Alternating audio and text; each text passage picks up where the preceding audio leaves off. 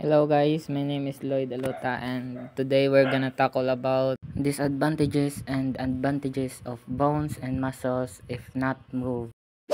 If bones and muscles don't move, whether due to injury, illness, or sedentary lifestyle, there are several advantages and disadvantages. Here are some advantages of inactivity. Reduce immediate risk of injury. Without movement, we can reduce these kinds of injuries like sprains, fracture, or muscle strains, which are common in active or high-impact activities. Temporary rest. In specific situations like after surgery or injury, immobility can be beneficial for healing and recovery, allowing tissue to repair. Disadvantages of inactivity. Number 1. Muscles weakness and atrophy. Without movement, muscles quickly lose strength and size, a process called atrophy. Lack of movement results in reduced muscle tone, affecting daily activities and overall mobility. Next is bone density loss, or you could call it osteoporosis. Bone loss density without regular movement or load-bearing activities, making them more fragile and susceptible to fractures. Next, we have joint stiffness and reduced flexibility. Joints require movement to stay lubricated. Without it, they can become stiff, limiting their range of motion.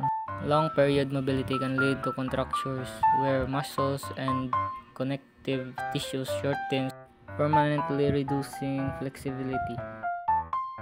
Reduce blood circulations. Movement stimulates circulations, promoting oxygen and nutrients delivered to the muscles and tissues.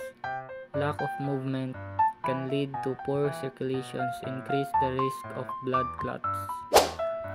Negative effects of metabolism. Inactivity can lead to slower metabolism, contributing to weight gain, insulin resistance, and conditions like diabetes.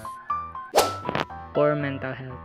Physical activities boosts endorphins, improving mood and reducing stress. Prolonged inactivity may lead to depression, anxiety, and lower self-esteem. Weak immune system.